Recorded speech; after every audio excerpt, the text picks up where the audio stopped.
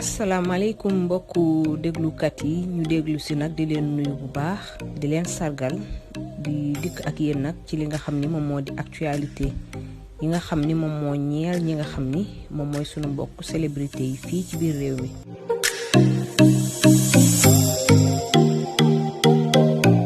ab audio bu doy waar di circuler fi nga xam ni moom moo di ci internet bi dox ci diggante ki nga xam ni moom moo di Aïda Patra di animatrice akub taximan bu mu jëloon ngir mu yóbbu ko mu doxi ay soxlaam ginnaaw gi la Aïda Patra laaj ki nga xam ni moom moo di taximan bi ndax mën naa tux fi nga xam ni moom moo di ci biir oto bi taximan bi lànk ne ko mënul nekk sama oto kenn du ci tux ginnaaw gi Aïda ne ko comme duma ci tux may ma wàcc te duma la fay dërëm lu ni mel jur coow ci seen diggante ba ci biir audio bi da ngay dégg ni ay doomu aadama daw si woon nañu ngir di leen àtte ci kaw loolu nag la ñiy yor seen téléphone di filmer ñi ci des yor seen téléphone di enregistrer ba audio bi ñëw fi nga xam ne moom moo di ci internet bi.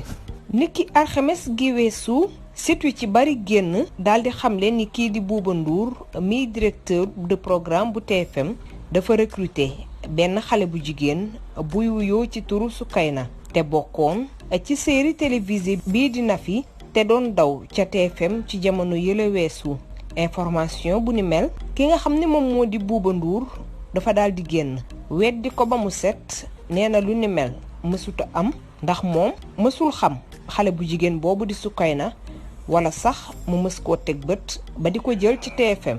ginnaaw tuuma yu ñu teg ci ndoddam ci l'accident bi mu def ci autoroute à péage bi ba police mi ko ci teg loxo génn daal di xamle ni ba muy dawal dafa fekk mu màndi ba ne tat Pape Alé Niang génn weddi lu ne mel ba mu set ci loolu sax dañuy teewlu ay kàddoom ngir ay leeral. dund ak gëm yàlla bu mat sëkk am yaqin ne lépp luy dol doomu aadama ci kaw suuf yàlla bindoon na ko ba noppi waaye nag njortoon naa yu mel nii yi njortoon naa ko.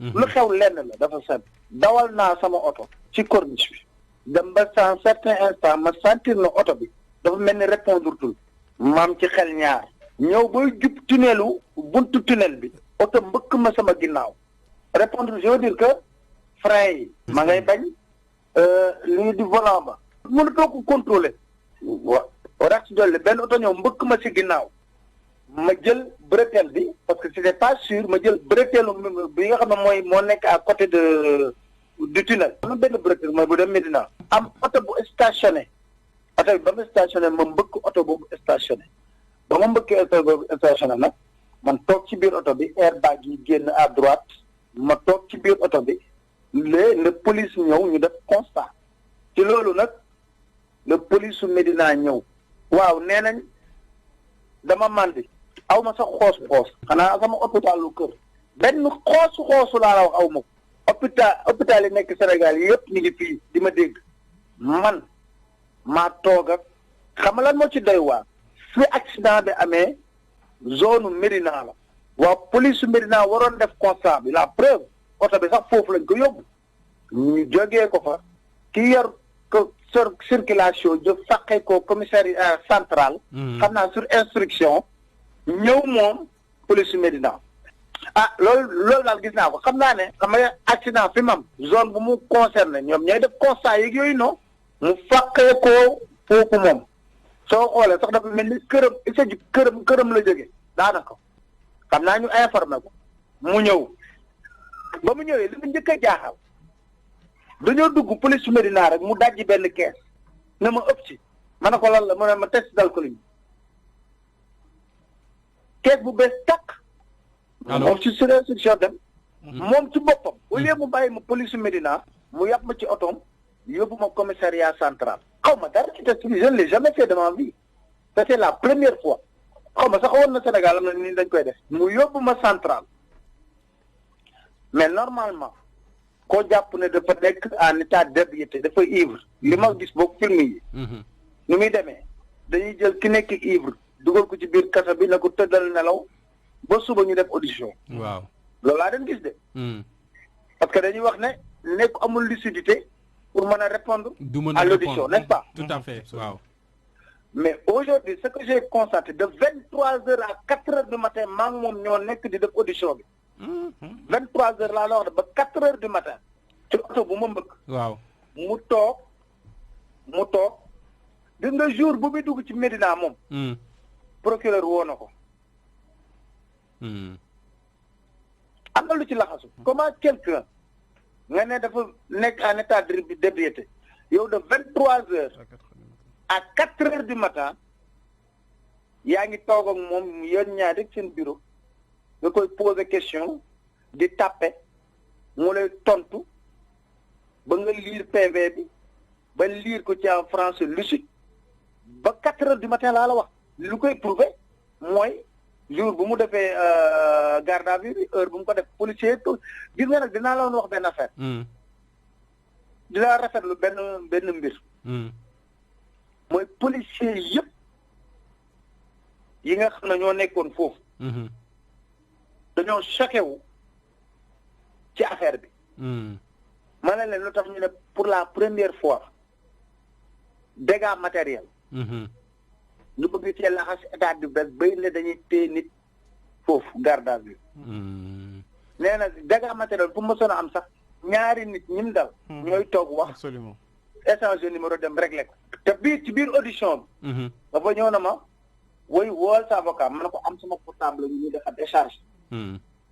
tu peux vérifier. mu ne ma non on peut te donner la ligne de la police pour nga woo sa avocat ma ne ko je n'utilise pas la ligne de la police pour appeler mon avocat. parce que d'abord il faut que je sorte son numéro de mon portable. parce que le portable est déchargé je te l'ai montré mi ngi nii. mu wëlbati ko ci ginnaaw xool ay chargeur amul benn chargeur bu mën a chargé portable. noonu la ma auditionné. noonu la ma auditionné. les questions. waaw. question oui. tu conduis en état d'ébriété ma ne ko non je le refuse. C'est un plan machiavélique que vous avez mis en place. Hein? Et puis je lui ai dit wax naa ko nee naa ko yow tu n'es qu'un élément de maillon bu ñu teg. boo xam ne l'objectif c'est de salir yi leen gêner la preuve gis nga sax ñu ngi wër di peinture xam nga ñàkk fayda mënul weesu. cérémonie dédicace bu am 1er février nga koy peinture nii xew ba weesu na bu yàgg. ba doom ji am tout. waaw ngay wër di peinture gi leen métti moo di et wax naa leen ko mooy livre bi ma génne ci biir livre bi dafa am chapitre boo xam ne dafa intitulé quand le procureur de la République devient l'avocat de Cheikh Oumar Anne. Mais j'assume yàlla def tamit ci coobareem ma dem France dem def loo xam ne foofu waxuma kenn mësu ko def mais néew nañu ko fa def. dem dans remplir environ 350 places toute la production livre bu ñu génne woon lépp jeex sur le champ lépp 250 livres yëpp Africa 24 invité ma je suis l'interview loolu yëpp ma wax leen démontrer leen comment on est géré par une escroquerie politique en matière de bonne gouvernance. Mais parce que le Sénégal mënul am plus de 8 organes de contrôle te bu ñuy génne indice de perception de la corruption Sénégal bi ci nekk zone rouge.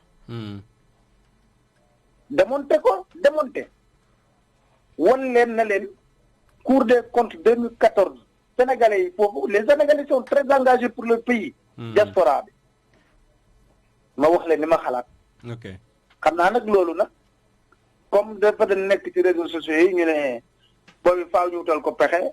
mais tey toog naa ba ci yàgg ñu woo ma ne ma woy tu es relaxé pur et simplement sans poursuite mais le dossier va au parquet. Non, je me suis rendu compte là à travers cette histoire-là. Quand ma jox xam nga fa laa ko xamee. À l'espace de T de l'accident. T laa la wax de. Toute la presse était au courant. ku ko joxe.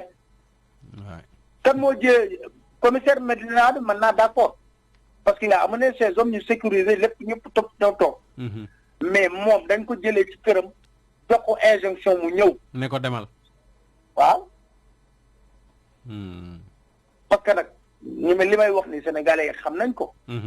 kan moo am privilège accident am le commandant de la circulation le lieutenant déplacé wu. ñëw ba kii. ba pare jël la dugal la ci otom yóbbu la ba police. nga toog ak moom 23h ba 4h du matin. policiers yi nekkoon foofu yëpp ku ci ñëw dugg nga wax ak man na ma vraiment xam nañ lu la fi indi en réalité. mais reste jeune déterminé par rapport ak li nga gëm.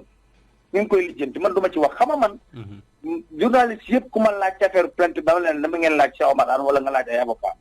moom il était en mission commandée. parce que foofu du zone am. foofu ça répond de Médina. commissaire Médina moo waroon def loolu yëpp. moo ma waroon entendre sur PV. moo ma waroon auditionner.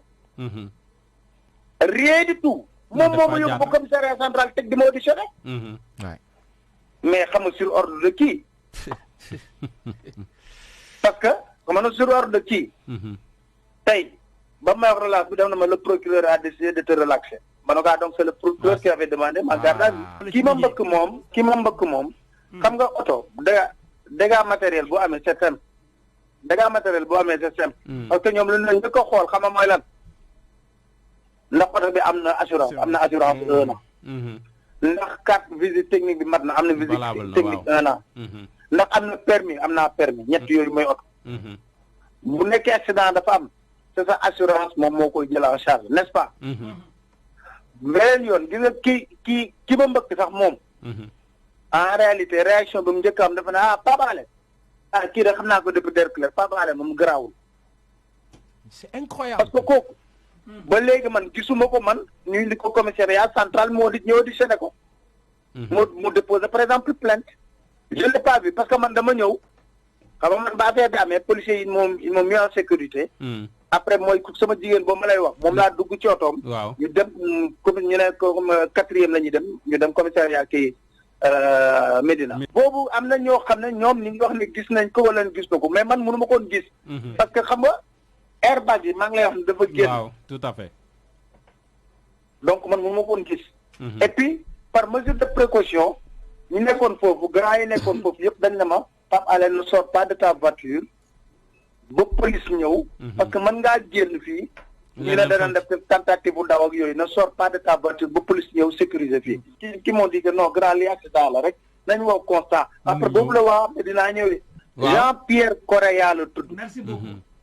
on s'est parlé maa wàcc sama fenêtre moo fëgg sama fenêtre dama sa Jean-Pierre. mu wàcc mu ne ma pour des mesures de précaution reste dans la voiture. ak affaire yooyu. kon Jean-Pierre moom témoin oculaire la moom mi ngi fa woon taxaw. ginnaaw loolu nañu laal yàddu ci ki nga xam ni moom moo di Abdou Karim Gueye ñu gën koo xam ci turu Karim Xurum Xaq ak sortie bi mu def ci rajo bii di Zik FM. ci émission bii di les grandes gueules muy bu njëkk sax ñu ko ciy déggaat ci boobule émission nga xam ni fa la nekkoon laata feebaram bi ko tëraloon ay weer ci gannaaw waral ba mu dem ca biti réew ngir faju ba dikkaat moom mu daldi àddu nag ci boobule feebar ginnaaw ba ñu ko ci laajee indi na ci ay leeral yu bari nañu teewlu ay waxam. waaw ñibbisi naa nag léegi mu def 1 mois. ñu gis naa di dallu boobu xam nga dañ doon dallu nag quoi topp soins yi ndànk-ndànk xam nga di faju. alhamdulilah ba léegi ñu ngi sant yàlla bu baax a baax. naka yaram bi tawatoon. waaw ñu ngi sant yàlla bu baax. ñu bëri tiitoon ci également. dëgg la waaw mais ñu bëri également jàpp ci. xëy na ñii ci ku ci nekk ak sa mënin. ñu bëri également di ñaan ba tey jii ñu ngi lay déggaat Karim loolu sant yàlla la. waaw d'abord dafa am sax loo xam ne lu am solo la si moom parce que. dama wax ni man Abdou Karim Gueye bu xeebu bi nga xam ne tekkiwuma dara. ma tëdd feebar Sénégal yi yëpp ci ko ma seen bopp taxawuma vraiment man dama sax yéemu parce que dama ni sincèrement man gis naa fi ay kilifa yu mag yoo xam ni feebaroon nañ wala dara dal leen te gisuma Sénégal yi mobilisé woon ñu jàppale ko. donc dafa am loo xam ni donc dama ci sant yàlla quoi parce que bu njëkk au fait Sénégal yi boo daan xeex pour ñoom wala ngay xeex pour sa askan. d'habitude duñu comprendre quoi dañuy jàpp ni peut-être ay intérêt personnel moo tax wala dara quoi mais ñun yàlla fi ñu dimbali en tout cas du ñëpp entre jëmee mais Sénégal yu bëri xam nañ ni li ñuy xeex objectif bi du dara lu dul jëriñu Sénégal ak ànd xeexal Sénégal teg ko ci dëgg te tindi ko ci loxo dictature yi. ak yenn mbir yi nga xam tegul ci yoon. waaw donc xam nga man moo tëddee hôpital bon man c'est bien vrai que dëgg la feebaroon na mais nag maa ngi àndoon sama xel maa ngi doon waxtaan bu nit ñëwee seet si ma wax ak moom su ma soxna nekk sama wet may gis samay mbokk am na ñu fa ñëw man sama soxna ñëw déema ne ma diw ak diw moo leen yabal nangam ma ne ko lépp lu jóge ci gouvernement lépp lu takk ci gouvernement buñ ma jegee soxla ma seen juróomi dërëm ak ku mu mën ci doon loolu leer na man gisuma ma ne fay sàll man benn nit laa gis sama jabar daal limal na ma ay tur wax na bu limaale ay ñooñu benn kenn laa gis mu ñëw moom comme joroon nañ am lu ñu séq di jàmm muy professeur Tunkara mu ñëw toog ci salle bi wax pour ñu lijjanti ma passeport diplomatique ma dem vite fait ma ne ko président amul problème mën naa ko lijjanti ma ne ko soxlawu ma ci juróomi dërëmu Guinée Bissau su fekkee dama war a dee naa dee ci sama ngor ma dem ba tëdd ci sama tëlal hôpital di jaay sama ngor ndax ay faju yoo xam ne yàlla mooy faj quoi comprendre nga donc loolu moom man maa ko wax ci bu leer sama soxna jàppale ma ci samay membres yi nekkoon sa mouvement jàppale ma ci man je préfère dem ci ku mel ni Bougane Gueye Dany ne ko grand jàppale ma dem ci ku mel ni keneen ak keneen peuple sénégalais bi jàppale ma que mooy wëlbatiku di jël àllu contribuable bi nga xamante ni salle bi ma tëdd feebar keneen ki nekk ci beneen salle bi ci topp moo ma gën a feebar te moom musul am privilège yooyu kon loolu nga xam ne li ma ko may dama koy respecté fexe loolu ñuy jox nañ ko tasaare ci hôpital ba jëndee ko ay médicament jëndee ko ay machine dialyse dimbali sénégalais yi parce que marque sénégalais yëpp boo ko yem soxlawu ma xaalisu état bi loolu laa leen wax kon est-ce que mën nañu wax ne c'est clair que waa Kër Marème Faye yónnee nañ foofu non man xamuma man xam naa ne daal ki ma gis mu ñëw toog foofu sama aqulaay taala lay wax professeur Tunkara te li ma ko wax dégg na ko sama jabar nag lim na boo wax waa service Sénégal ñëw nañ nangam ma ne ko bu ñu ma jegee am na ñeneen ay Mimi Touré ñu mu yónni ñu bari sax ma ne leen mani képp ku tàq ci état bu ñu ma jegee kon bu fi kenn dugg am na ñoo xam bëggoon nañu am accès ci salle bi ma ne sama salle bi ma tëdd bu fi benn politicien bu ànd ak Macky Sall teg tànkam loolu moom wax naa leen ko ci bu leer